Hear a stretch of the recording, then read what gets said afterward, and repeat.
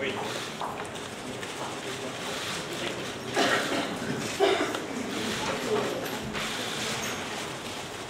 Bien, bonsoir mesdames, messieurs. Je suis à votre disposition.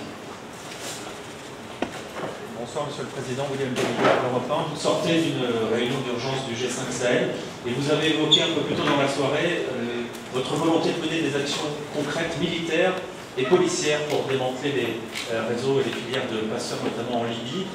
D'abord, est-ce que vos partenaires africains et européens vous soutiennent dans cette initiative? Est-ce que vous pouvez nous en préciser les contours, le cadre juridique? Est-ce que par exemple on pourrait voir des policiers ou des soldats français intervenir en Libye pour démanteler ces filières? Bien.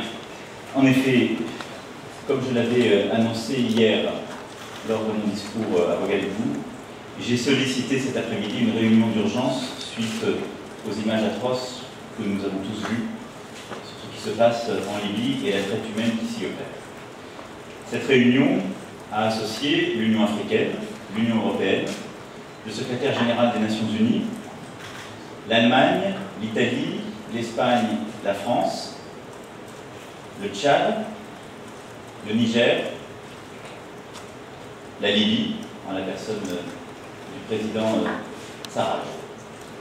Est-ce que j'oublie quelqu'un, monsieur le ministre des Affaires étrangères? Et le Congo. L'Allemagne, je l'ai cité. Et le Maroc. Merci beaucoup. Et l'Italie, je l'ai dit. En européen, l'Allemagne, l'Italie, l'Espagne, la France, l'Union européenne, l'Union africaine, le Niger, le Tchad, le Congo, le Maroc.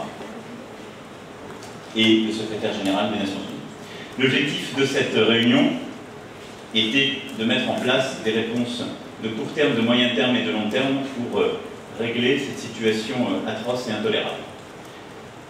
La Libye a réaffirmé son accord pour autoriser un accès au sol libyen afin d'évacuer les camps identifiés où ces scènes de barbarie ont été identifiées.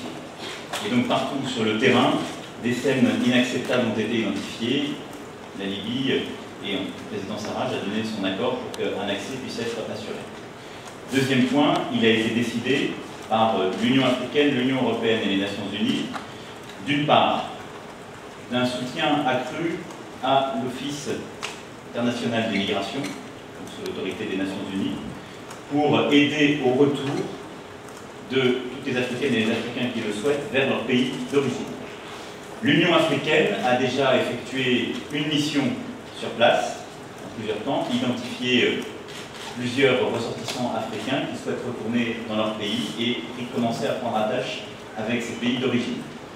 Dans les prochains jours, ce travail sera conduit par l'Organisation internationale des migrations, en lien opérationnel étroit avec l'Union africaine et les pays d'origine, avec le soutien de l'Union européenne s'il est demandé. L'Union européenne, évidemment, sera aux côtés de ces opérations pour aider également à la réinstallation dans les pays d'origine et financer ce qui peut l'être. Il a ensuite été décidé par les mêmes parties prenantes de mettre en place, comme je l'évoquais tout à l'heure, une coopération renforcée sur le plan de la sécurité et de l'intelligence pour démanteler les réseaux de trafiquants. Ces trafiquants d'êtres humains sont profondément liés au réseau de trafiquants d'armes, de trafiquants de drogue et aux mouvements terroristes qui opèrent dans toute la région, dans toute la bande sahélo-saharienne, du Golfe de Guinée jusqu'à la Libye. Il a donc été acté qu'une coopération étroite serait mise en place avec une task force opérationnelle associant les services de police et d'intelligence entre l'ensemble des gouvernements présents autour de la table, avec un lien étroit qui sera fait également avec toutes les puissances non représentées mais utiles pour démanteler les réseaux et leur financement. Nous souhaitons en particulier avoir un lien étroit avec plusieurs pays de la péninsule arabique, d'autres pays européens ou d'autres pays africains qui n'étaient pas présents autour de la table. L'objectif de cette opération va être à très court terme de pouvoir interpeller les trafiquants identifiés, de démanteler ces réseaux, mais également de démanteler leur financement qui passe par des banques, par des versements et qui, dans la région comme au-delà, aujourd'hui contribue non seulement à alimenter ces trafics, mais également le terrorisme. Ce travail intense conduira à prendre plusieurs engagements, et c'est d'ailleurs dans cette perspective que j'avais annoncé il y a plusieurs semaines et rappelé hier la volonté de la France d'organiser début avril 2018 une conférence internationale luttant contre le financement du terrorisme qui permettra d'avoir toutes les parties prenantes autour de la table. Nous nous sommes également engagés, Union européenne, Union africaine et Nations unies, à procéder à toutes les mesures de gel d'avoirs et sanctions financières à l'encontre des trafiquants identifiés ou de celles et ceux qui sont en lien avec eux. L'Union africaine va également mettre en place une commission d'enquête, probablement dans le cadre de la Commission des droits de l'homme au sein de l'Union africaine, afin de procéder aux investigations requises et de donner un cadre aux suites judiciaires qui pourront être données à ces opérations. Et je pense que les Nations unies pourront utilement, ont voulu aussi saisir la Cour internationale de justice contre ces derniers. Nous avons également souhaité mettre en place, et en particulier en lien avec l'opération que la France avait lancée le 28 août dernier à Paris, la réinstallation de toutes celles et ceux qui, présents en Libye ou dans des camps frontaliers au Niger et au Tchad, sont éligibles au droit d'asile. Dans le cadre des engagements pris le 28 août, la France a déjà envoyé plusieurs missions de l'OFPRA, en lien étroit avec le HCR, pour identifier au Tchad et au Niger les ressortissants africains qui peuvent bénéficier de la protection du droit d'asile.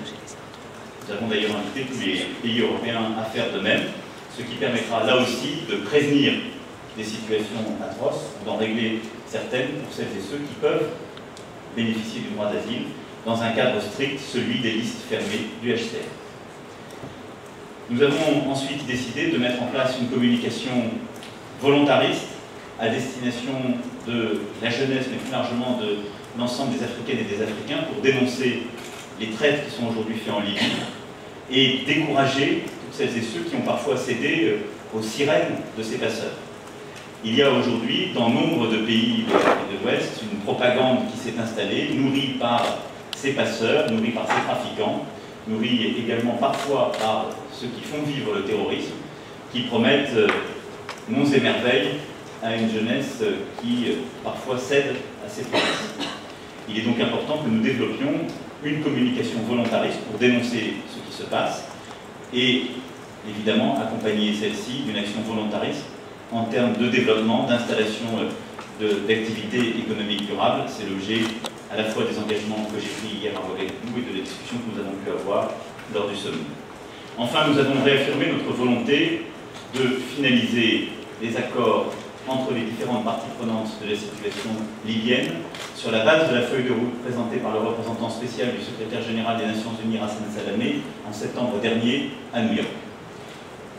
Il est souhaitable dans les prochaines semaines que le représentant spécial puisse poursuivre son travail avec l'ensemble des parties prenantes en Libye, mais également avec l'Union africaine, partenaire indispensable pour le règlement de cette situation, afin d'aboutir à une solution politique durable, car in fine, si nous voulons vraiment lutter contre ce qui se passe en Libye, il est indispensable de reconstituer un État pérenne, un équilibre politique, dans le cadre de la feuille de route qui avait été présentée.